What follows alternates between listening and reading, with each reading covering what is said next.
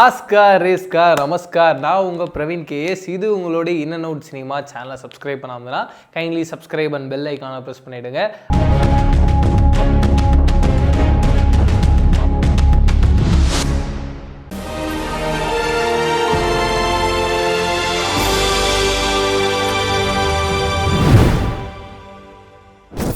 இன்றைக்கி நம்மளுடைய அடையாளங்கள் ஷோவில் தமிழ் சினிமாவுடைய இன்னொரு அடையாளம் என்ன படம் அப்படின்றது பார்த்தீங்கன்னா, யார் தடுத்தாலும் யார் குறுக்க வந்தாலும் நீ என்ன வேணான்னு சொன்னாலும் நீ தான் பேச்சு என் பொண்டாட்டி. ஏடி கள்ளச்சு என்ன தெரியலையா? அந்த திருட்டு சிறுக்கிய திரும்பவும் பார்த்த உன்னை உசுரோடைய விட மாட்டேன்.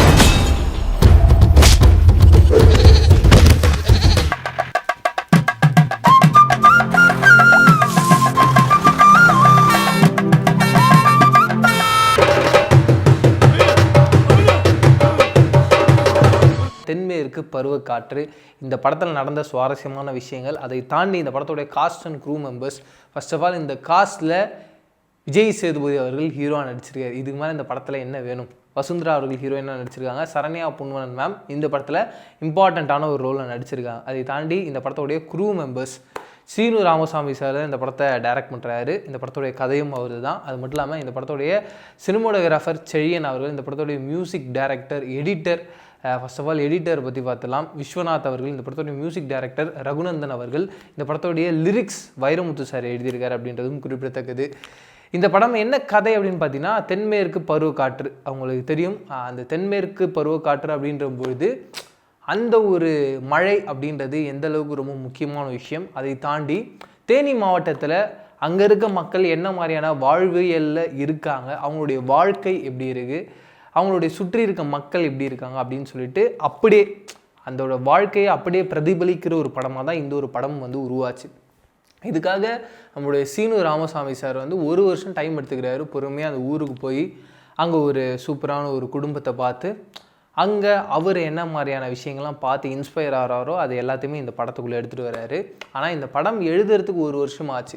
ஆனால் இந்த படத்தை எழுதின படத்தை படமாக்குறதுக்கு அவருக்கு 2 வருஷம் ஆச்சு. ஒரு ப்ரொடியூசர் கிடைக்கிறதுக்கு 2 வருஷம் அலைஞ்சிருக்காரு. அதுக்கப்புறமா என்ன நடந்ததுன்னு பார்த்தீங்கன்னா, இந்த படத்தை ஒரு 34 நாளில் மொத்தமாக ஷூட்டிங்கே முடிச்சிட்டாரு. ப்ரீ ப்ரொடக்ஷன் போஸ்ட் ப்ரொடக்ஷன் இல்லாமல் சொல்லணும், ஷூட்டிங் ப்ராசஸ் மட்டும் 34 நாளில் முடிச்சிட்டார். அதை தாண்டி இந்த படம் சரண்யா பொன்வன் மேமுடைய 100வது திரைப்படம். இது மட்டும் இல்லாமல் இன்னும் இந்த படத்தை ஸ்பெஷலான விஷயம் என்னென்னு பார்த்தீங்கன்னா, இதுதான் சீனு ராமசாமி சாருடைய முதல் படம். அதே மாதிரி விஜய் சேதுபதி சாருடைய முதல் படம் அப்படின்றதும் குறிப்பிடத்தக்கது. இதில் தான் தலைமை இன்ட்ரடியூஸ் ஆகிறா போல். வெறித்தனமான ஒரு சூப்பரான ஒரு ஆக்டிங். என்ன விஷயம் அப்படின்னு பார்த்தீங்கன்னா, இந்த படத்தில் இன்னும் நோட் பண்ண வேண்டியது, ஒரு அம்மாவுக்கும் ஒரு பையனுக்குமான அந்த லவ்.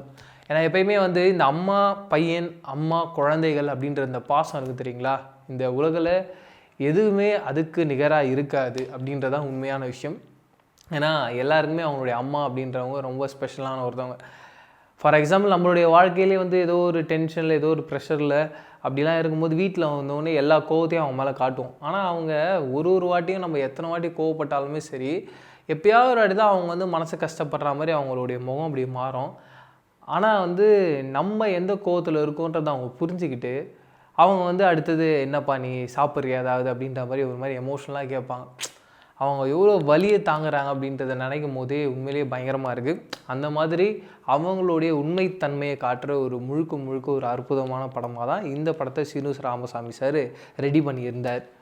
இதில் இன்னும் இன்ட்ரெஸ்டிங்கான விஷயங்கள் என்னென்னு பார்த்தீங்கன்னா, தேனி மாவட்டத்தில் இவங்க அந்த ரியலிஸ்டிக்காக எடுக்கணும்னு சொல்லிட்டு அந்த ஊர் மக்களையும் நிறைய பேர் நடிக்க வச்சுருக்காங்க அப்படின்றது தெரிய வந்தது. அதை தாண்டி இவங்களால் எந்த அளவுக்கு ஒரு ரியலிஸ்டிக்கான விஷயங்களை பண்ண முடியுமோ அவ்வளோ பண்ணியிருக்காங்க. இது மட்டும் இல்லாமல் இந்த படத்தோடைய ஷூட்டிங் போகும்போது இந்த மாண்டேஜஸ்லாம் எடுப்பாங்க தெரியுங்களா, அப்போ எடுக்கும்போது சாங்ஸ் எதுவுமே இல்லையா, வெறும் மாண்டேஜை எடுத்துகிட்டாரு சீனு ராமசாமி சார். அதுக்கப்புறம் வைரமுத்து சாருக்கு இந்த படத்தை போட்டு காட்டியிருக்காரு.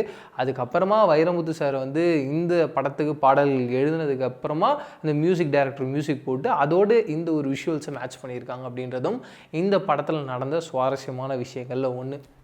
அதே மாதிரி இந்த படம் ரிலீஸ் ஆகிறதுக்கு முன்னாடி விஜய் சேதுபதி சார் தான் ஹீரோ அப்படின்னும் போது நிறைய பேர் அவர் கிண்டல் பண்ணியிருக்காங்க.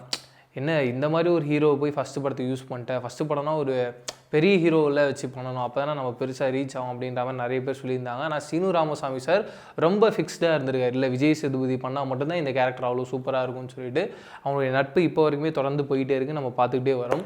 அப்படி இருந்தாலும் அந்த ஒரு டேரக்டர் அப்படின்றவர் வந்து என்ன வேணால் எந்த ஒரு விஷயத்து வேணால் வந்து ஒரு பவர் கொடுத்துடலாம், ஒரு உருவம் கொடுத்துடலாம். அது அவருக்கு தெரியும் இந்த ஒரு கேரக்டர் இவங்களால தான் பண்ண முடியும், வேறு எந்த ஒரு ஆக்டரும் செட் ஆக மாட்டாங்கன்னு. அப்படி அவ்வளோ ஸ்ட்ராங்காக இருந்தால் தான் ஒரு வெற்றிகரமான ஒரு டேரக்டராக ட்ராவல் பண்ண முடியும். அதை தாண்டி அந்த கதைக்கு எது தேவைன்னு ஒன்று விஷயம் இருக்குல்ல, அதை கரெக்டாக கொடுக்குற டேரக்டராக இருக்க முடியும். அந்த மாதிரி டேரக்டராக சிவனு ராமசாமி சார் இருந்திருக்காருன்றது தெளிவாக தெரியுது.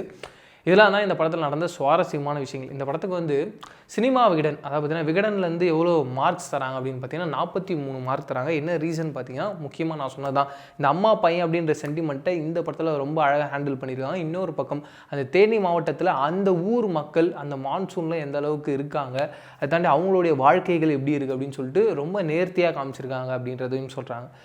இதை தாண்டி இந்த படத்துக்கு வந்து நேஷ்னல் அவார்டு அப்படின்றது பார்த்தீங்கன்னா பெஸ்ட்டு ஃபிலிம், பெஸ்ட்டு சூப்பரான ஒரு லிரிக்ஸ் அப்படின்ற ஒரு அவார்டும் கிடைக்குது. வைரமுத்து சாருக்கும் கிடைக்குது, பெஸ்ட்டு ஃபிலிம் அப்படின்ற அவார்டும் கிடைக்குது. அதுக்கப்புறமா விஜய் அவார்ட்ஸில் வந்து பெஸ்ட் ஆக்ட்ரஸ் அப்படின்ற அவார்டு வந்து நம்மளுடைய சரண்யா பொன்வனன் மேம் கிடைக்குது. பெஸ்ட் லிரிசிஸ்ட் அப்படின்ற அவார்டு வந்து வைரமுத்து சார் கிடைக்குது. இதெல்லாம் தான் இந்த படத்தில் நடந்த சுவாரஸ்யமான விஷயங்கள். எல்லாத்தையும் உங்ககிட்ட ஷேர் பண்ணிக்கிட்டேன். இந்த படத்தோட டியூரேஷன் 118 நிமிஷம். இந்த படத்துக்கு யூ சர்டிஃபிகேட் கொடுத்துருக்காங்க அப்படின்றது குறிப்பிடத்தக்கது. நீங்கள் இந்த படத்தை பற்றி இன்னும் சுவாரஸ்யமான விஷயங்கள் ஏதாவது தெரிஞ்சிருந்ததுன்னா அது என்ன அப்படின்றத கீழே இருக்க காமெண்ட் செக்ஷன் ஷேர் பண்ணிக்கோங்க. இதே மாதிரி சூப்பரான அடுத்த வீடியோவில் சந்திக்கிறேன். அது வரைக்கும் டாடா பாய், பிரவீன் KS. பாய்.